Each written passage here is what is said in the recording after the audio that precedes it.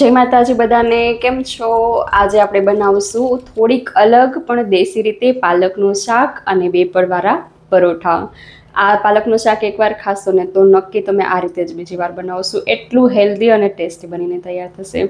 તો બસ આપણે ચૂલા પર હાંડી મૂકી તેમાં તેલ 4 પાવડા જેટલું ઉમેરીને રાઈ જીરું તતડાવી લેશું.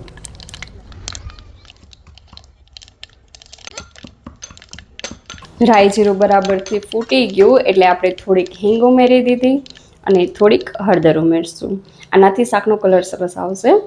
અને અહીંયા આપણે ડુંગળી અને ટમેટાથી વઘાર કરવાના છે. મોસ્ટલી બધા પાલકમાં ડુંગળી ટમેટા નથી ઉમેરતા, પણ એક વખત તમે એડ કરી જજો, મસ્ત લાગશે. તો આમાં આપણે એક ડુંગળી અને એક ટમેટું કટ કરેલું ઉમેરી દીધું છે. અને લસણ, આદું, મરચાં એને મીઠું ઉમેરીને ખાંડીને એની પેસ્ટ બનાવેલી છે એ એડ કરશું. અને બસ થોડીક વાર માટે આપણે ટમેટું અને ડુંગળી સોફ્ટ થાય ત્યાં સુધી પકાવશું. અને એમાં આપણે થોડુંક મીઠું ઉમેરશું સ્વાદ મુજબ. એનાથી શું થશે, ટમેટું ને ડુંગળી આપણું ફટાફટથી નરમ થઈ જશે. અને એને આપણે 1 થી 2 મિનિટ જેવું પકાવી લઈશું, મિક્સ કરતા જશું વચમાં, જેના લીધે તળિયે ચોટે નહીં આપણા ટમેટા અને ડુંગળી. અને એમાંય તે આપણે અહીંયા ચૂલા ઉપર અને માટીના વાસણમાં બનાવેલું છે એટલે એનો સ્વાદ તો ગજબ આવવાનો જ છે. એકદમ દેશી સ્વાદ આવે. જો તમારી પાસે પણ આવી હાંડી હોય ને તો ચૂલો ના હોય તો કાંઈ નહીં, તમે ગેસ પર બનાવીને ટ્રાય કરજો. આ રીતે માટીના વાસણની સ્મેલ બહુ મસ્ત આવે છે શાકમાં ને એમાં. બસ તો અહીંયા આપણે 2 મિનિટ જેવું લાગ્યું છે ટમેટો અને ડુંગળી પાકતા. અને પછી આપણે સમારેલી પાલક ઉમેરી દઈશું.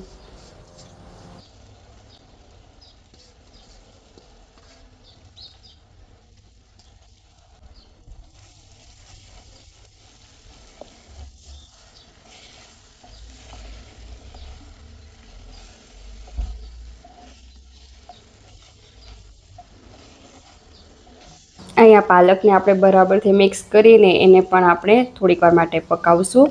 જો પાલક કેવું થાય, પહેલાં આપણે એડ કરીએ ને ત્યારે વધારે હોય, પછી જેવું પાકતું જાય ને એવું શાક થોડુંક જ થઈ જાય. જ્યારે તમે પાલક ઉમેરો ને ત્યારે એમાં તેલ ના દેખાય, પછી જ્યારે પાલક પાકી જાય ને ત્યારે આપણે એમાંથી તેલ છૂટું પડે, ત્યારે ખબર પડે કે આમાં તેલ કેટલું છે. એટલે પહેલાં આપણે ખાલી મિક્સ જ કરવાનું અને 5 મિનિટ પાકવા દેવાનું, પછી તેલનો અંદાજો લગાવવાનો કે તેલ વધારે છે કે ઓછું છે. તો બસ આપણે અહીંયા પાલકને થોડીક વાર પકાવી અને પછી લાલ મરચું અને ધાણા જીરું ઉમેરી દીધું છે. અને 1 ચમચી જેવું આપણે એડ કરશું ચણાનો લોટ. ચણાના લોટથી એનો સ્વાદ એ સરસ આવશે અને એકદમ ઘટ શાક બનશે, મસ્ત લાગશે. તો બસ આ રીતે આપણે બેસિક મસાલા અને ચણાનો લોટ ઉમેરી અને મિક્સ કરી દઈશું. અને પછી 1 મિનિટ જેવું મસાલા બરાબરથી સેટ થઈ જાય ત્યાં સુધી આપણે એને પકાવશું.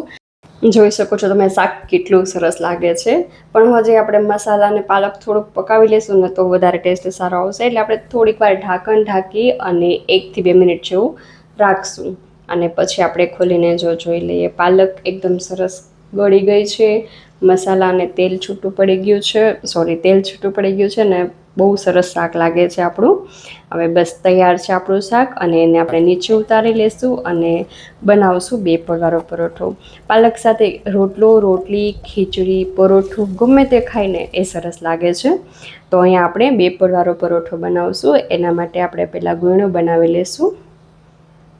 આમાં આપણે 2 પડ કઈ રીતે ખુલે, જો આપણે પહેલાં તેલ લગાવી અને પછી ઉપર લોટ લગાવવાનું.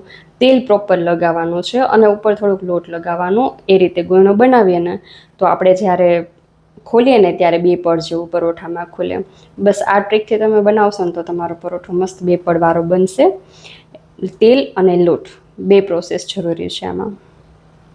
અને પછી એને ત્રિકોણ આકારમાં હળવે હાથે વણવાનું છે. એકદમ વજન દઈ નથી વણવાનું, તો પડ છૂટા નહીં પડે.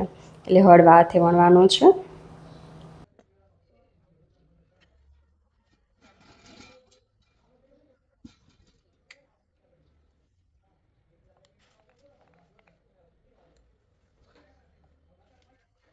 બસ હવે પરોઠું વણાઈ ગયું છે. હવે આપણે એના ઉપર જે એક્સ્ટ્રા લોટ હોય ને એ બધું ખંખેરી નાખશું. અને પછી લોઢીમાં 1 ચમચી જેવું ઘી ઉમેરી અને આપણે એને પકાવી લઈશું.